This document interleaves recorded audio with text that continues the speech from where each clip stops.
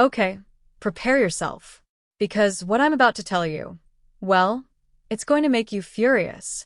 Have you ever been so thoroughly erased from your own family, not just forgotten, but actively cut out, like you never mattered at all?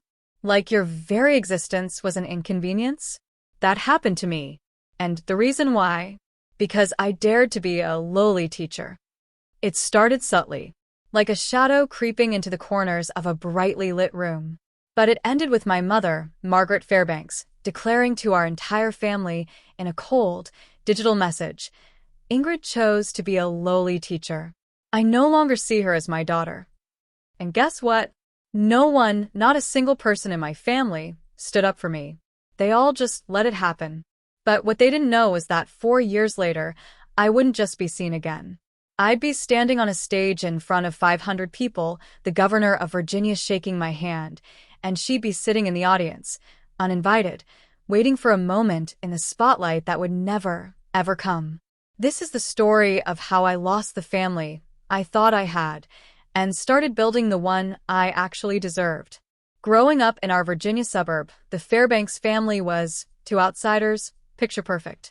My mother, Margaret, retired early from her bank manager job. Not because she needed rest, but because she'd finally secured her coveted seat at the Westbrook Country Club. The membership alone cost more than my annual salary. She wore her Hermes scarves like armor, always in muted tones that whispered old money, even though our money was, frankly, barely a generation old. My sister Victoria, 38, was the family's crown jewel. A plastic surgeon in Richmond, her clientele included local news anchors and politicians' wives. She posted photos of her Rolex casually resting on restaurant tables, her perfectly manicured nails wrapped around champagne flutes at charity galas. Everything's giving, she'd say, updating us on her latest subtle work, as if we couldn't see the tightening around her eyes or the lips that seemed fuller every year. Then there was Bradley, 40, a corporate lawyer in D.C. He drove a Mercedes G-Wagon, always parked in the most visible spot at every family gathering. His wife, Carolyn, collected designer handbags the way some people collect stamps, methodically, obsessively, always hunting for the next limited edition. And then there was me, Ingrid, the youngest, the one who didn't quite fit the family portfolio. I was a fourth-grade teacher at Maple Creek Elementary, a small school tucked into the rolling farmland, about 90 miles from my mother's pristine colonial revival. My Honda Civic was 12 years old. My apartment? It could fit inside Victoria's walk-in closet. But here's what no one ever mentioned at those country club brunches. My mother had 2 successful children, a doctor and a lawyer. Not 3. Never 3. I didn't choose teaching because I couldn't do anything else. When I graduated high school, I had a 4.1 GPA and a full scholarship offer to pursue pre-med at UVA, the same path Victoria had taken a decade before. My mother had already ordered the future doctor bumper sticker for her car.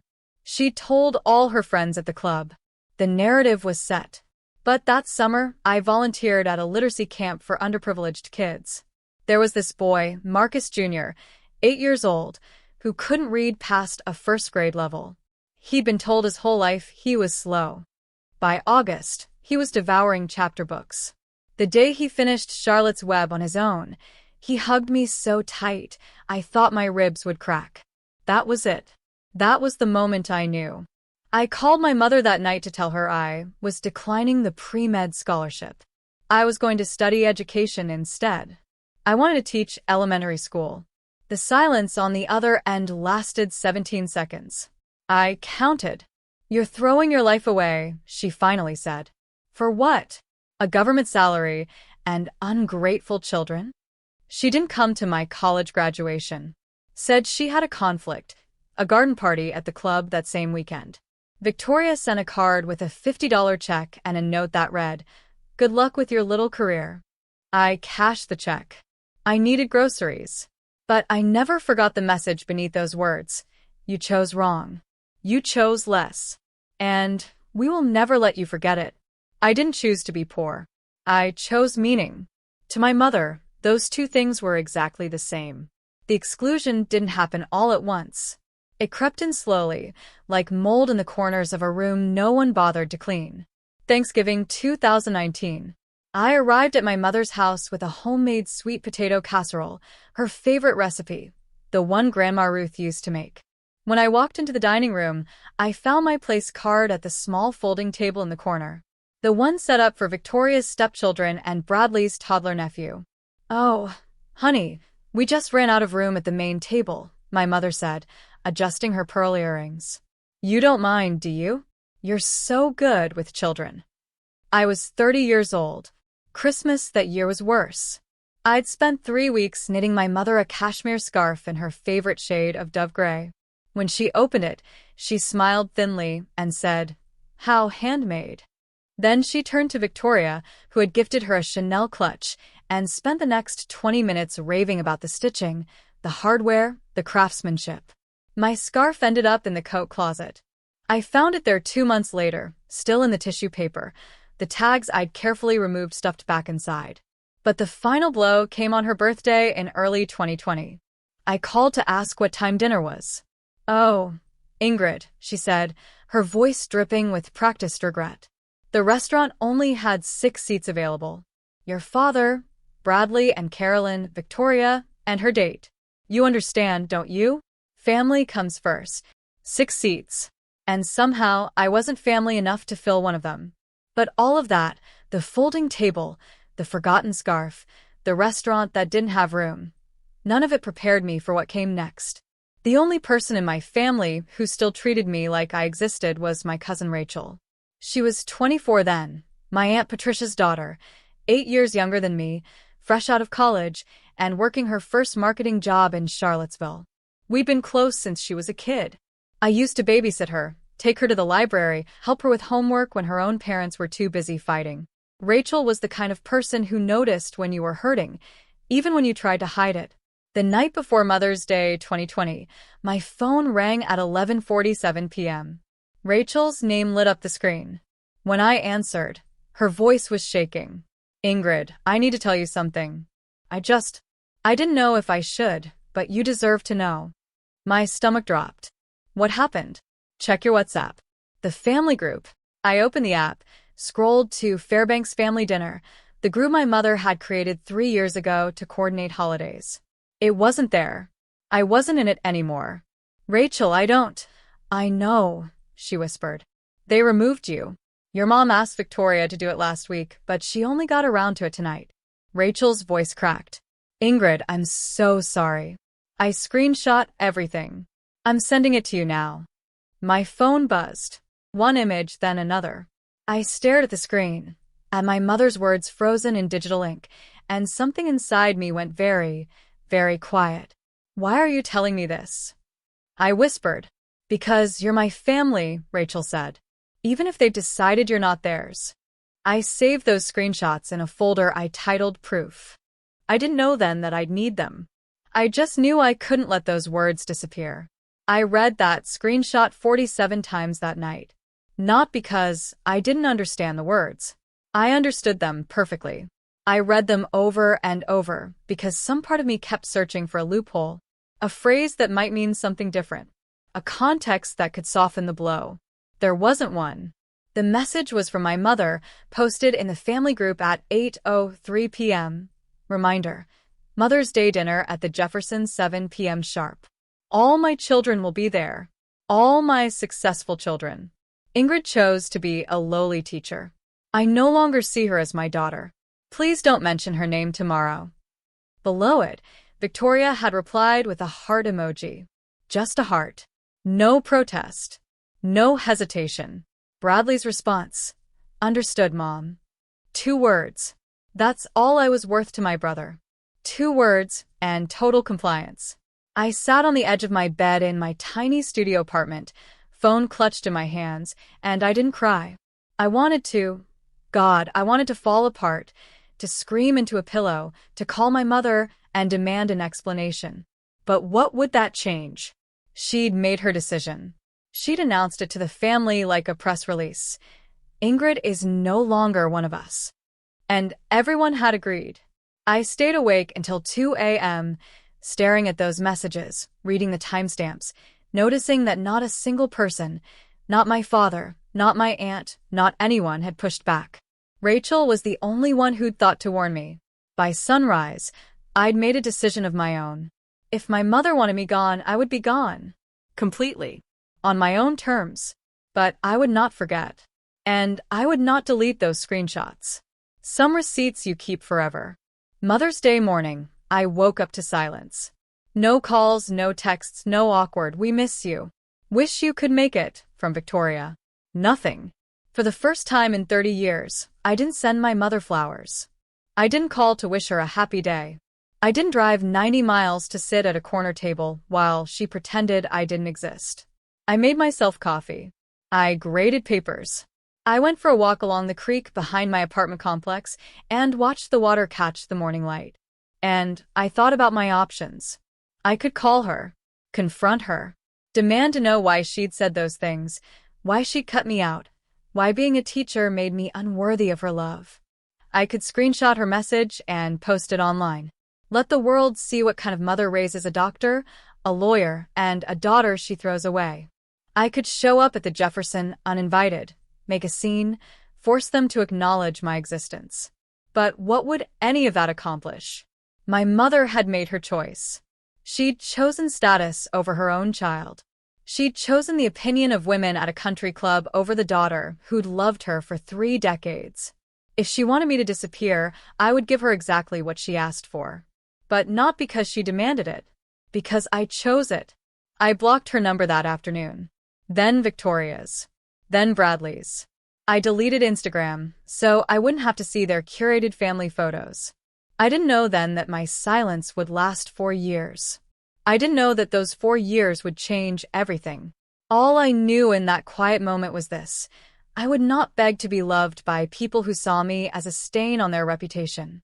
The world kept spinning, and the Fairbanks family kept pretending I was never part of it. 6 months after that Mother's Day, Rachel called me with an update I hadn't asked for. "Thanksgiving photos are up," she said quietly. "Victoria posted them an hour ago." I told myself I wouldn't look. I lasted 3 hours. The image showed my mother at the head of her formal dining table, flanked by Victoria and Bradley. Their spouses arranged perfectly behind them. A crystal stemware caught the light. A massive turkey glistened in the center. The caption read, "Grateful for my amazing family.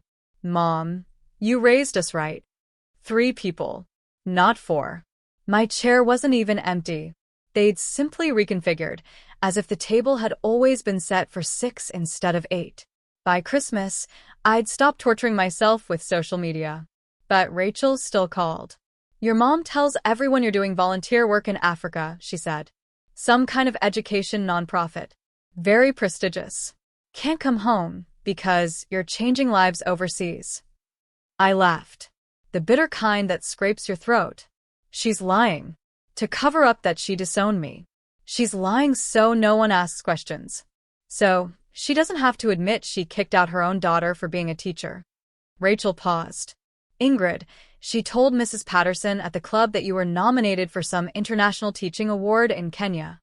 I hadn't left Virginia in 3 years. That's when I understood. My mother didn't hate me. She hated what my existence said about her. So she'd invented a version of me she could brag about. A humanitarian hero, conveniently unreachable. The real me, the one who taught 4th grade 90 miles away, I was already a ghost. I met Marcus Webb on a Tuesday in October, surrounded by pumpkins and giggling 9-year-olds. His farm, Webb Family Organics, was a local legend.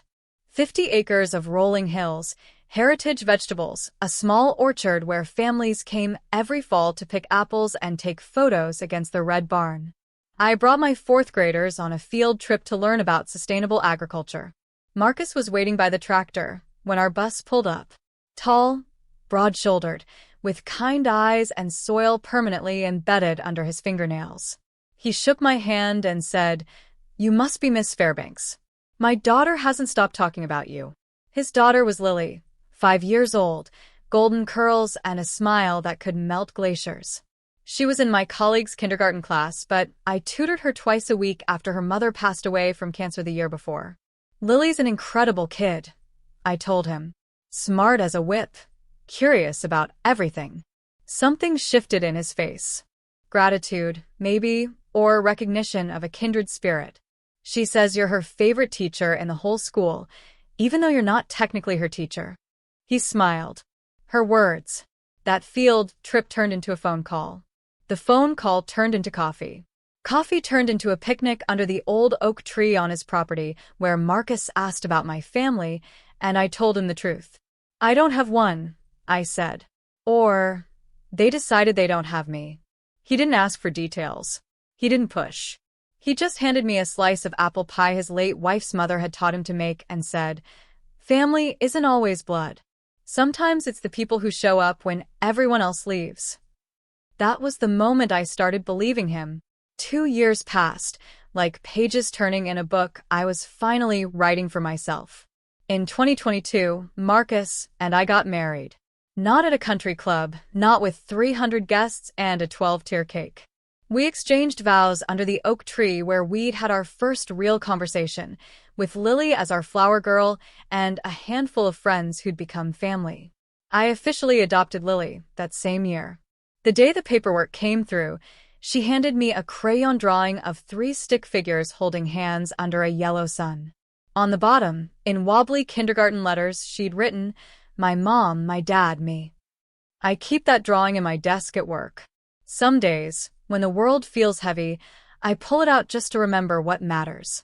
I finished my master's degree in educational leadership through night classes and summer sessions, typing papers at 11 p.m. after Lily was asleep, studying during my lunch breaks, determined to prove that ambition didn't require abandoning the students I loved. When a position opened up for assistant principal at Maple Creek Elementary, I applied.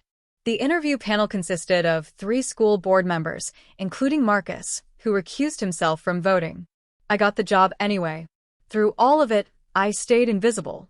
No social media, no press releases, no proud announcements to the family that had erased me.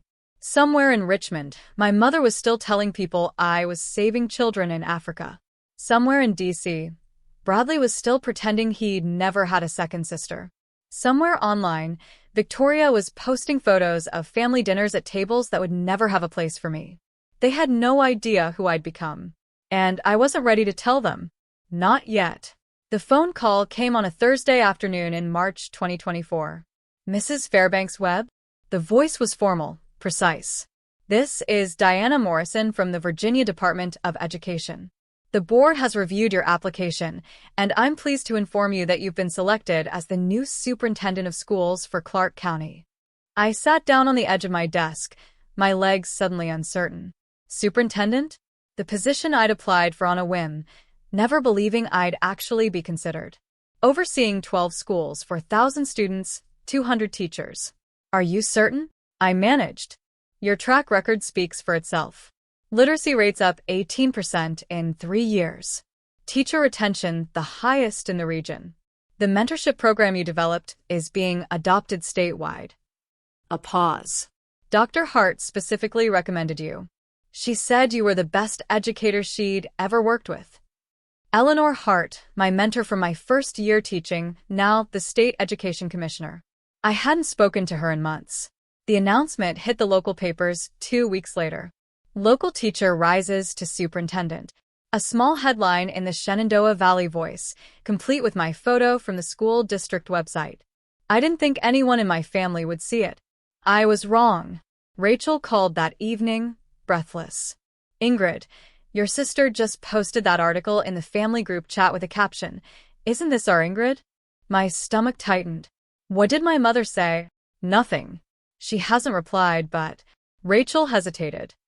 "I was at Aunt Patricia's when it happened. Your mom called Victoria immediately. I could hear her through the phone, screaming. She was furious. Furious that you got the job. Furious that she didn't know. Furious that she's been telling everyone you're in Africa, and now there's proof you've been here the whole time." The email arrived 3 days later. The subject line read, "From your mother." I almost deleted it unread. Almost. "My dearest Ingrid," it began. "I saw the wonderful news about your promotion. I always knew you had it in you. We should meet for lunch soon. I'd love to hear about everything you've accomplished. Mother's Day is coming up. It would mean so much to have the whole family together again. No apology. No acknowledgement of the 4 years of silence. No mention of the WhatsApp message that had shattered me. Just an invitation, as if nothing had happened. As if I'd simply been away on a long trip and was now welcome to return. I didn't respond. 2 weeks later, my phone rang from an unknown number. Against my better judgment, I answered. Ingrid, it's Victoria. Her voice was honeyed, warm, a tone I hadn't heard since we were children. I know it's been a while, but I wanted to reach out personally. Mom hasn't been feeling well, and she's been asking about you. She really wants to see you. What's wrong with her? Just stress. You know how she gets. But she misses you, Ingrid. We all do. I called Rachel that night. Is my mother sick? Rachel snorted. She was at the spa yesterday. Posted a selfie in the eucalyptus steam room. A beat. Ingrid. They're not reaching out because they miss you. They're reaching out because you made the news. I already knew, but hearing Rachel confirm it made the truth settle into my bones. Can I ask you something? Have you ever received one of those reconciliation calls? The kind where you can hear the insincerity dripping through the phone? If you know exactly what I'm talking about, comment yes below. And if you want to know what I did next, keep watching because what happened at that award ceremony. Even I didn't see it coming. I wish I could tell you I was strong every single day. That I never wavered, never questioned, never lay awake at 3 a.m. wondering if I was the villain in my own story. But that wouldn't be the truth. The doubts crept in slowly after that phone call from Victoria. At work, colleagues kept congratulating me. The superintendent announcement had spread through the county like wildfire. Everyone wanted to shake my hand, ask about my plans, share how proud they were. And then came the questions I dreaded. Your parents must be over the moon, my assistant principal said one morning, beaming. I bet your mom is bragging to everyone at church. I smiled, nodded, changed the subject. That night, I sat at the kitchen table while Marcus washed dishes and Lily did her homework at the counter. The silence felt heavier than usual. You're somewhere else, Marcus said without turning around. Talk to me. I pressed my palms against my eyes. Victoria called. Said Mom's been asking about me. That she misses me. I looked up at him. What if I'm wrong, Marcus? What if I've been too harsh? She's still my mother. Maybe I should have. Should have what? He dried his hands, turned to face me. Called her back? Gone to dinner? Pretended the last 4 years didn't happen. I don't know. My voice cracked. I just keep thinking everyone forgives family, right? That's what you're supposed to do. What if I'm the bad guy here? Marcus didn't answer immediately. Instead, he walked to his office, disappeared for a moment, and returned with his laptop. I want to show you something, he said. Something I've been saving for a moment exactly like this. Marcus set the laptop on the table and opened a folder labeled Ingrid. Do not delete. Inside were files I'd almost forgotten existed. The first, a screenshot of my mother's WhatsApp message, the one Rachel had sent me 4 years ago. The timestamp glowed in the corner. May 9th, 2020. 8:03 p.m. The words hadn't changed. I no longer see her as my daughter.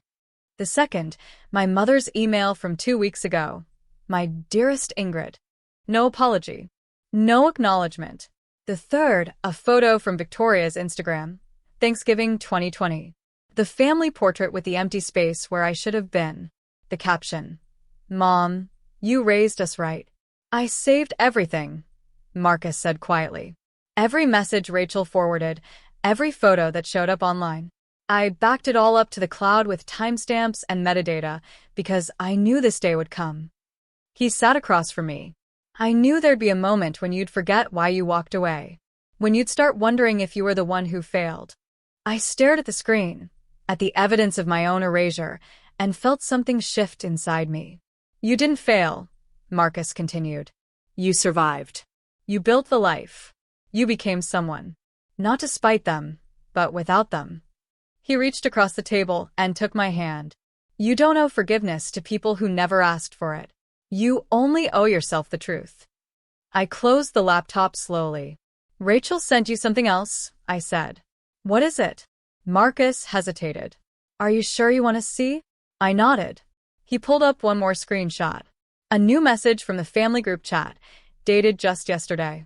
And when I read it, everything became clear. The screenshot was from the Fairbanks family group chat, the one I'd been removed from 4 years ago. My mother's message glowed on the screen, dated the day before. Wonderful news. Ingrid is being honored at the State Teacher of the Year ceremony next month. It will be televised. I've already confirmed our attendance. We will arrive early, sit in the family section, and join her on stage for photos. Victoria, wear your red Valentino. Bradley, bring Carolyn. This is an opportunity to show everyone that the Fairbanks family stands together. Victoria's response. Already picked out my dress. Should I bring flowers? Bradley. I'll clear my schedule. Good PR move. Not a single person had asked if I wanted them there.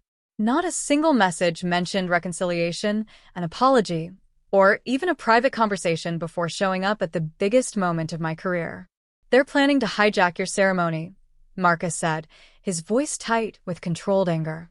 Walk in like nothing happened. Pose for cameras. Take credit. I read the messages again, slower this time. My mother's words echoed in my head. This is an opportunity. Not, I miss my daughter. Not, I was wrong. An opportunity to fix her reputation, to reclaim the narrative, to stand beside me in my moment of triumph and pretend she'd been there all along. They don't want me back, I said, the realization settling cold and final in my chest. They want the version of me they can show off. Marcus nodded. So, what are you going to do? I looked at the screenshot one last time. At my mother's careful orchestration, my siblings' eager compliance, the complete absence of anything resembling remorse. I'm going to let them come, I said quietly. And then I'm going to tell the truth. We gathered around the kitchen table that night, Marcus, Rachel on video call, and me. Like generals planning a campaign. You could uninvite them, Rachel suggested. Call security. Have them removed if they try to enter. Then I'm the villain, I said. The ungrateful daughter who barred her own mother from her awards ceremony. That's the story they'll tell everyone. So, what's the alternative? Marcus asked. Let them waltz in and pretend they've been supporting you this whole time? I'd been thinking about this for hours. Running scenarios, weighing options. No, I said finally. I let them come. I don't cause a scene beforehand. I don't warn them or confront them. I took a breath. And then, when I give my acceptance speech in front of 500 educators, television cameras, and the governor of Virginia, I thank my family. Rachel's face on the screen went still. Ingrid, I thank my family, I repeated. My husband Marcus, who believed in me when no one else did. My daughter, Lily, who taught me what unconditional love looks like. And that's it. That's the whole list. Silence hung in the air. You're not going to mention them at all? Marcus said slowly. Why would I? They're not my family. They made that clear 4 years ago. I pulled up the screenshot of my mother's WhatsApp message on my phone. I don't need to expose them. I don't need to read this out loud. I just need to not include them. The absence will speak for itself. And if your mother tries to come on stage anyway? Rachel asked. I smiled, the first real smile I'd felt in days. Then I'll remind her very politely that I'm simply honoring the boundaries she set. She said I wasn't her daughter anymore. I'm just taking her at her word. Dr. Eleanor Hart called me 3 days before the ceremony. Ingrid, we need to talk. Her voice carried the no-nonsense directness I remembered from my first year teaching, when she'd been the principal who'd taken a chance on a nervous 22-year-old fresh out of college. Something's come up. I braced myself. What happened? Someone contacted the ceremony coordinator last week. A woman named Margaret Fairbanks. Said she was your mother. Eleanor paused. She requested to speak during the family remarks portion of the program. Wanted to say a few words about raising you. My grip tightened on the phone. She did what? The coordinator passed the request to me, since I'm giving the introduction speech. I turned it down. Another pause, heavier this time. Ingrid, I don't know the full story of your family situation. You've never told me, and I've never asked. But I know you. I've watched you work for 15 years. And I know that if you wanted your mother involved, you would have mentioned her yourself. I exhaled slowly. Thank you, Eleanor. I'm introducing you on that stage, she continued.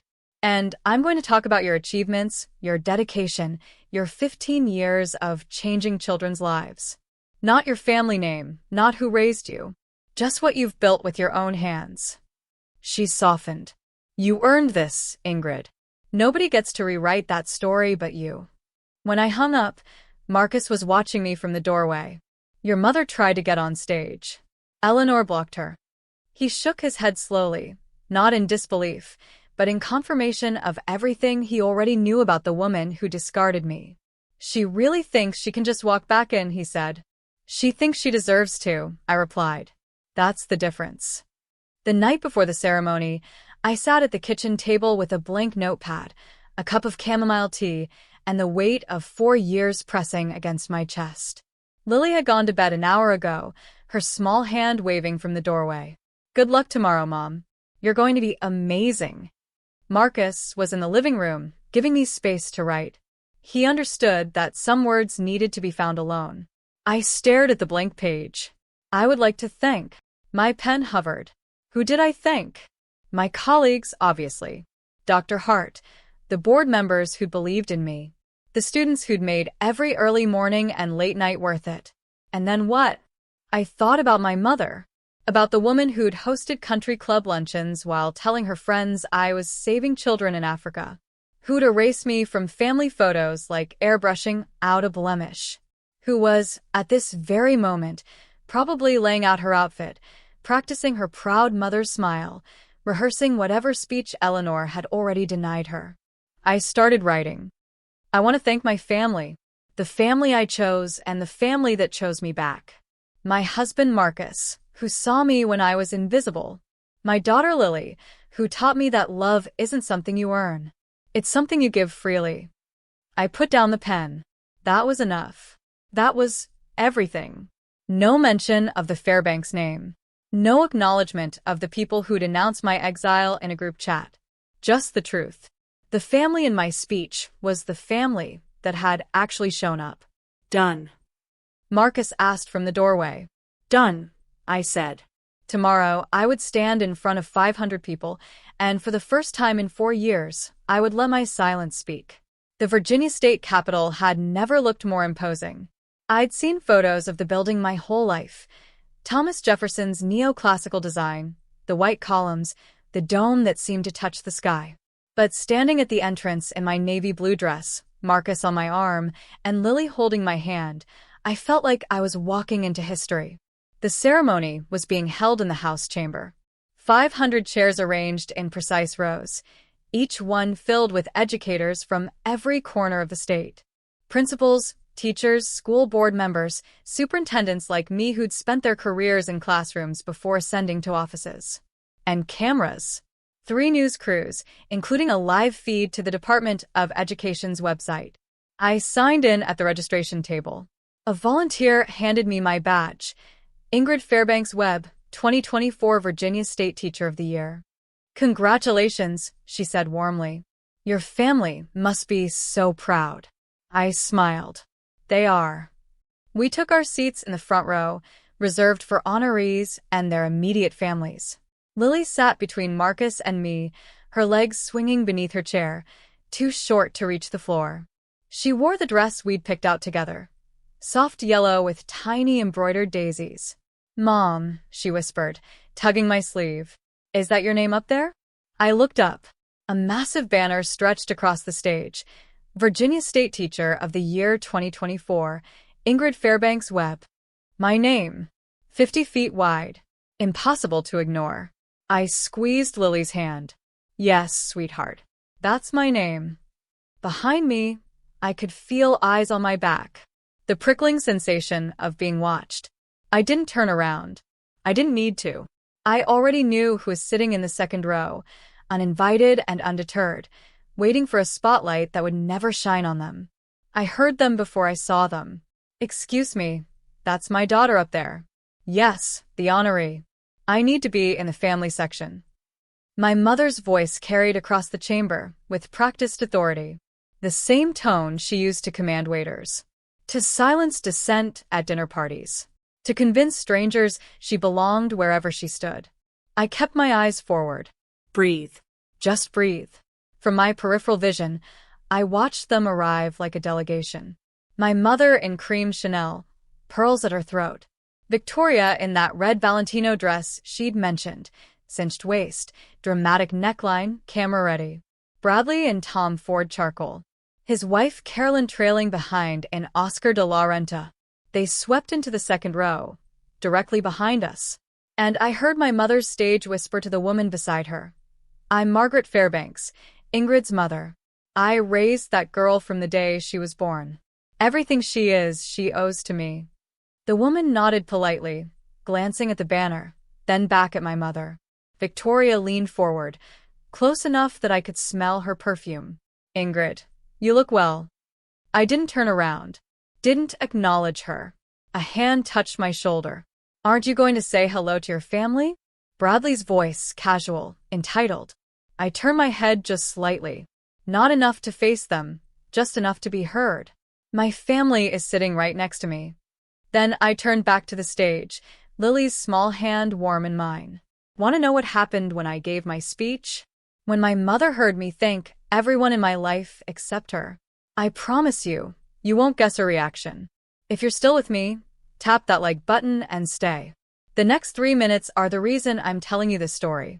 Dr. Eleanor Hart walked to the podium with the same quiet authority she'd carried into every classroom, every board meeting, every difficult conversation for the past 3 decades. She adjusted the microphone, surveyed the room, and began. In 15 years of working in Virginia's education system, I've had the privilege of meeting thousands of extraordinary teachers. But today, I want to tell you about one who stands apart. I felt my mother shift in her seat behind me, adjusting her pearls, preparing her proud expression for the cameras. Ingrid Fairbanks Webb started her career in a rural elementary school with 23 students, limited resources, and unlimited determination. Eleanor's voice was steady, warm. In her first year alone, she raised reading levels by an average of 2 grade levels per student. Not through magic, but through showing up every single day. She paused, letting the words settle. Ingrid didn't come from a background that made her path easy. She didn't have connections or privilege handed to her on a silver platter. A slight emphasis on those words. Was I imagining it? She built everything herself. Her master's degree while teaching full-time. Her mentorship program that's now being adopted in 37 counties across the state. Her family. My breath caught, which I have the honor of introducing now. The camera panned to Marcus and Lily. Not to my mother. Not to Victoria in her red dress. To the family that mattered. Her husband Marcus, who has served on the Clark County School Board for 6 years, and her daughter Lily, who told me backstage that her mom is the best teacher in the whole wide world. Behind me, I heard a sharp intake of breath, the creak of a chair as someone gripped the armrest too tight. Eleanor smiled. Please welcome your 2024 Virginia State Teacher of the Year, Ingrid Fairbanks Webb. I walked to the podium on legs that felt steadier than I expected. 500 faces looked up at me. Cameras recorded every breath. And in the second row, for people in designer clothes waited for the acknowledgement they believed they deserved. Thank you, Dr. Hart, I began. And thank you to the Virginia Department of Education, the governor's office, and everyone who made today possible. I looked out at the audience, the real audience. Teachers who spent their weekends grading papers. Principals who stayed late to counsel struggling students. Educators who had chosen this life not for money or status, but because they believed in the power of a child's potential. When I started teaching 15 years ago, I didn't know if I'd last a semester. The hours were long, the pay was modest, and some people— I paused, choosing my words carefully, questioned whether it was a path worth taking. Silence. The kind that vibrates. But here's what I learned. Teaching isn't about proving anything to anyone. It's about showing up for the kids who need you, even when no one else does. Especially when no one else does. I took a breath. Which brings me to my thank yous. To my colleagues at Maple Creek Elementary, you are my village. To Dr. Hart, who saw something in me when I was just a nervous 22-year-old with a dream. I owe you more than words can say. I turned toward the front row. And to my family, I smiled at Marcus, at Lily, my husband Marcus, who believed in me when I'd stopped believing in myself. My daughter Lily, who reminds me every single day what unconditional love looks like. I stopped. That was the list. Behind me, someone in the second row stood up. Ingrid, my mother's voice. I didn't turn around. Ingrid, sweetheart. Surely you didn't forget your own mother? Margaret's voice rang through the chamber, her tone halfway between wounded and commanding, the kind of voice designed to make everyone in the room sympathize with her. The neglected mother, overlooked by her ungrateful child. I heard movement behind me, heels clicking against marble. She was walking toward the stage. 500 heads turned. Cameras swiveled. The moment stretched like taffy, sticky and inescapable. My mother reached the bottom of the stage steps, her cream Chanel catching the light, her practiced smile firmly in place. I'd just like to say a few words about my daughter, about how proud I am of everything she's. Mrs. Fairbanks. My voice came out calm, quiet, amplified by the podium microphone for everyone to hear. She stopped mid-sentence, one foot on the first step. Thank you for attending, I said, meeting her eyes for the first time in 4 years. But the family portion of my speech has concluded. Her smile flickered. Just for a second. A hairline crack in the facade. Ingrid, I'm your mother. You said you no longer saw me as your daughter. The words fell like stones into a still pond. 4 years ago, in a group message, you said I chose to be a lowly teacher and that I was no longer part of your family. Gasps rippled through the audience. A murmur of voices. Someone dropped a program. I've simply honored your decision. I continued evenly. The family I thank today is the family that stood by me. The family that didn't require me to prove my worth through a job title or a salary. A security guard approached Margaret, gently gesturing back toward her seat. She stood frozen, not moving forward, not retreating. For the first time in my life, my mother had nothing to say. The silence lasted exactly 4 seconds. Then, from somewhere in the middle of the chamber, a woman stood up. Gray-haired, mid-60s, wearing a simple cardigan and glasses that had seen thousands of classrooms. She started clapping. Slow, deliberate, unmistakable. Another person stood. Then 5. Then 20. The applause built like a wave, rolling through the chamber until every single educator in that room was on their feet. 500 people giving me something my own mother never had. Validation without conditions. I gripped the edges of the podium, my eyes burning. The security guard gently guided Margaret back to her seat. She walked stiffly, mechanically, her perfect posture crumbling with each step. Victoria reached for her arm, whispering something urgent, but Margaret shook her off. I caught fragments of conversations from nearby rows. Did you hear what she said? Her own mother disowned her for being a teacher? That's disgusting. So that's the woman who called her a lowly teacher.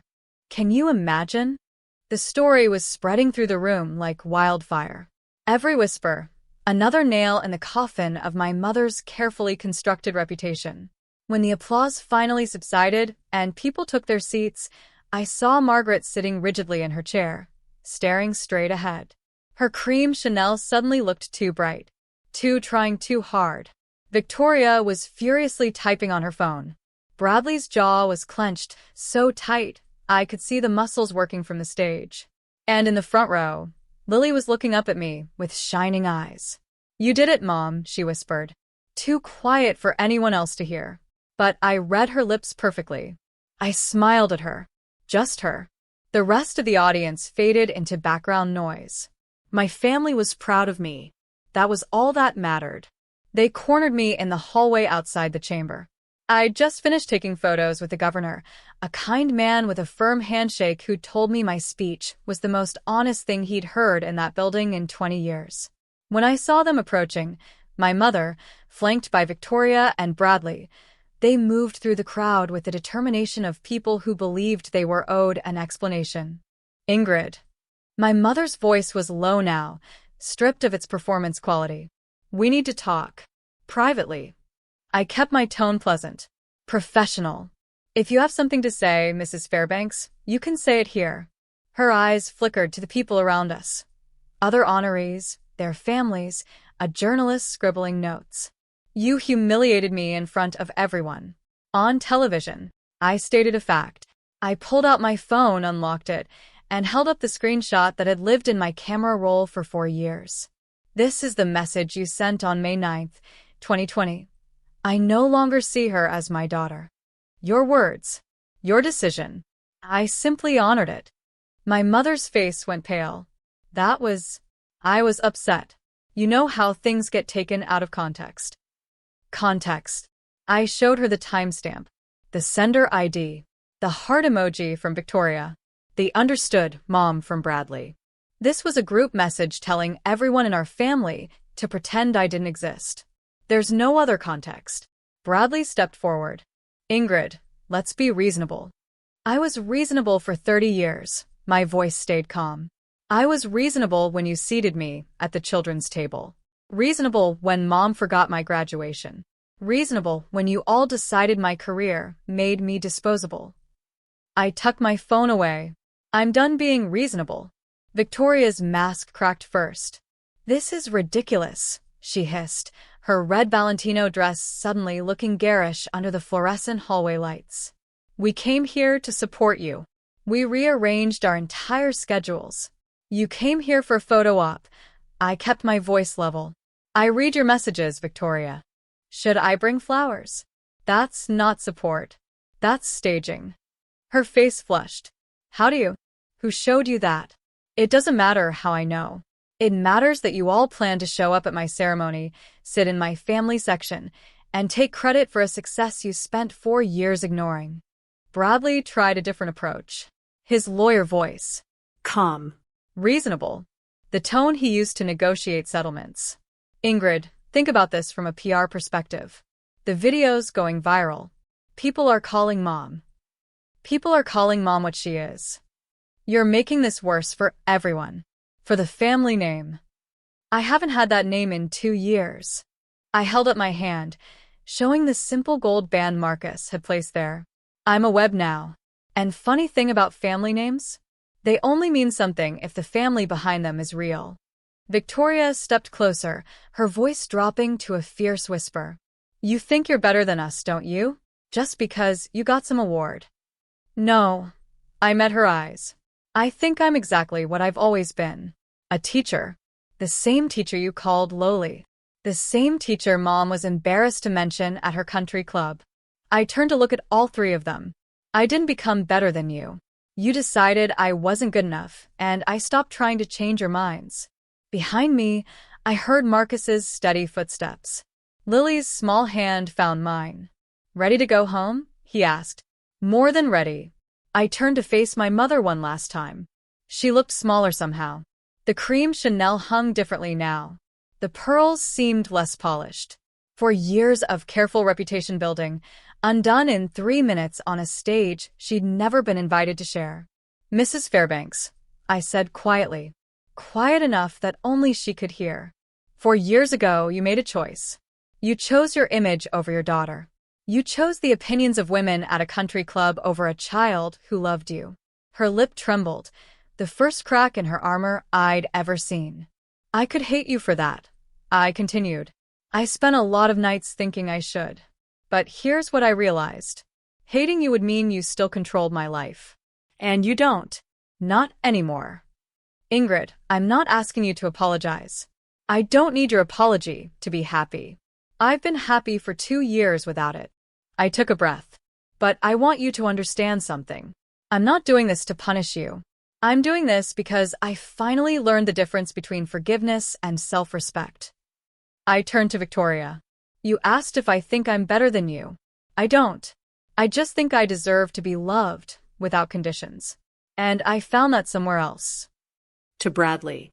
You are worried about the family name, but names are just words. Family is showing up. You didn't show up for 4 years. You don't get to start now. I stepped back. Marcus's hand warm on my lower back. Lily pressed against my side. Goodbye, Mrs. Fairbanks.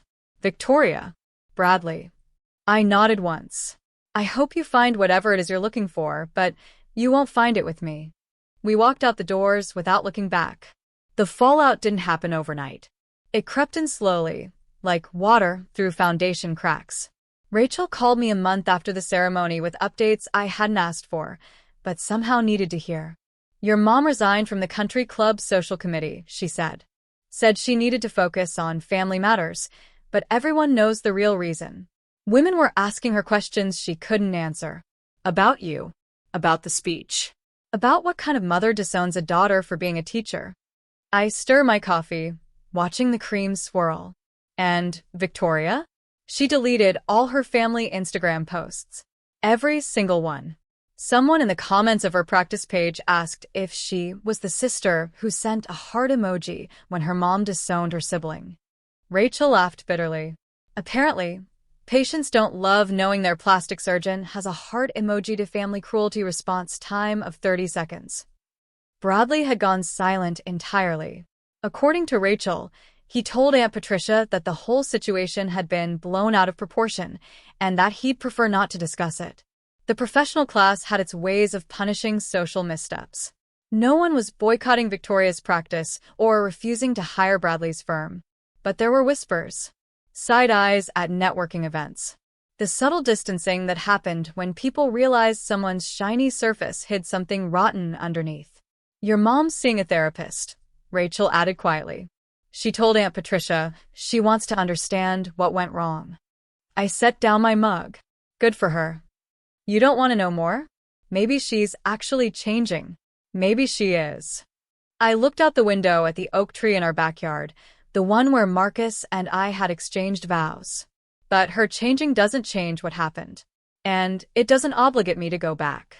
6 months later, I learned what peace actually feels like. Not the absence of noise. Our farmhouse was never quiet.